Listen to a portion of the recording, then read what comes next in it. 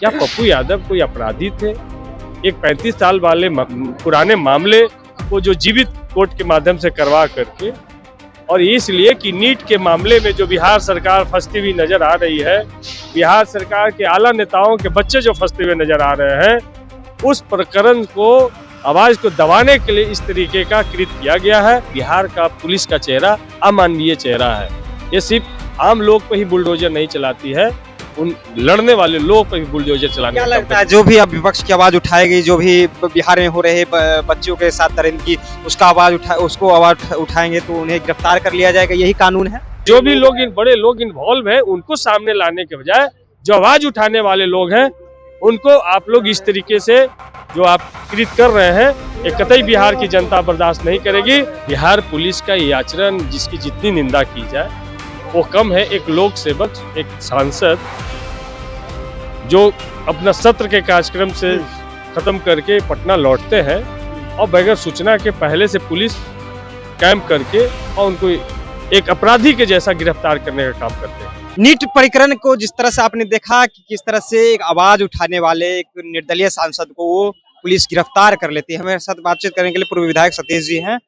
NEET प्रकरण को आप भी देख रहे हैं, एक बच्ची के साथ दरिंदगी हुई, उसको लेकर के आवाज उठाए निर्दलीय सांसद है पप्पू यादव, विपक्ष के रोला में रहते हैं, उन्हें गिरफ्तार कर लिया गया रात के 11:45 में।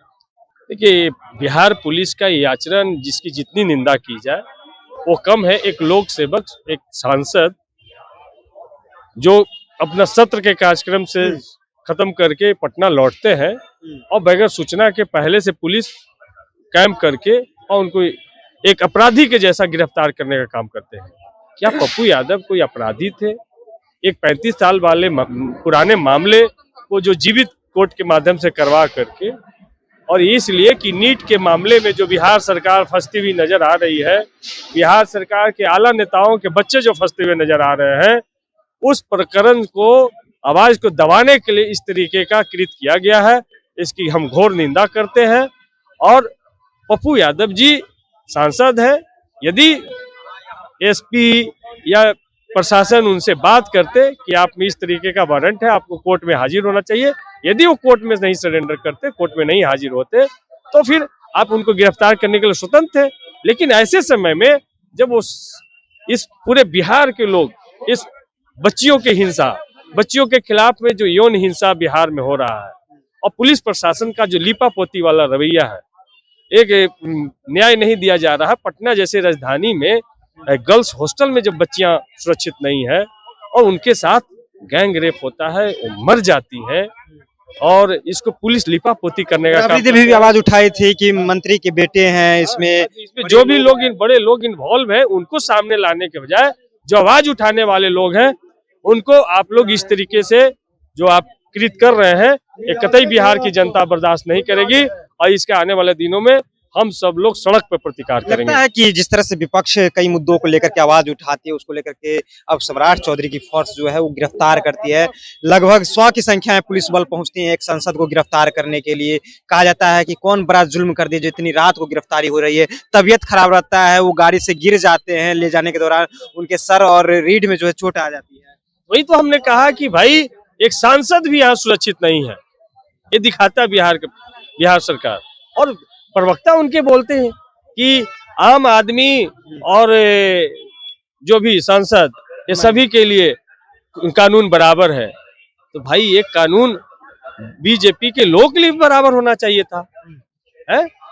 ये चीजें उन लोगों के लिए भी बराबर होना चाहिए था। लेकिन ये जो बीजेपी के साथ सरकार के खिलाफ, जो सरकार को घेरने का काम करेगी, उसके साथ इस तरह का कृत हो रहा है। इसका हम सब लोग पुरजोर विरोध कर रहे हैं। आते रहे पप्पू यादव, कहते रहे कि हमें होम अरेस्ट कर लीजिए, मेरी तबीयत खराब है। लास्ट में उन्हें पीएमसीएच ले जाना पड़ा ना, ले जाना पड़ा। और वो दिखाता है कि ये बिहार का पुलिस का चेहरा अमानवीय चेहरा है।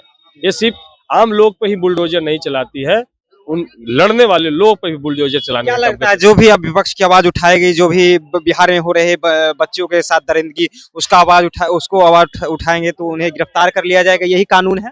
एकदम ये लाठी गोली के सहारे सरकार चलाना चाहते हैं, दबाना चाह रहे हैं, पुलिस आवाज दबाना चाहती है। आप देखें कि तेजस्वी यादव जी जब सदन में सरकार को घेर रहे थे और उन्होंने आसन से परमिशन मांग के बैठ की इजाजत मांगा कि हम पढ़ेंगे क्योंकि हमारे पैर में असहनीय दर्द हो रहा है। अब उसको बिहार सरकार का मंत्री किस तरीके का कहते हैं कि तेजस्वी जी की जांच होनी चाहिए। अरे जांच उन बच्चियों का जो खिलाफ में जो हिंसा हुआ है उसकी जांच होनी चाहिए कि किसके इशारे पे अपराधियों को बलात्कारियों को बचाया जा रहा है। कौन वो है जो इन बलात्कारियों को बचा रहा है, कौन वो है जो बड़े बड़े नेता का जो जिनका नाम आ रहा है उनको संरक्षण देने का काम कर रहा है, और उल्टा जो सवाल उठाता है आप उनको घेरने का काम करते हैं, उनका चरित्र हीनन करने का काम करते हैं। सम्राट चौधरी तो कर रहे हैं, कौन है नेता का बेटा बताइए, कौन है मंत्री का वो बेटा, नाम लीजिए, गिरफ्तारी होगी 24 घंटे के अंदर। वो तो खुलम चैलेंज दे रहे हैं। वो तो जानते हैं, सब कुछ जानते हैं, खुला चैलेंज कर देंगे। पटना को तो कहें नहीं, पटना जैसा शहर में शंभू हॉस्टल का जो मामला है आप एक केस को सॉल्व नहीं कर पाए, वो आपको तो नैतिकता के आधार पे गृह मंत्री पद छोड़ देना चाहिए था। कि पटना में दरिंदगी हो जाता है, गैंग रेप हो जाता है, बच्ची मर जाती है, उसके परिवार के लोग चिल्ला रहे हैं, आप न्याय नहीं दे पा रहे हैं।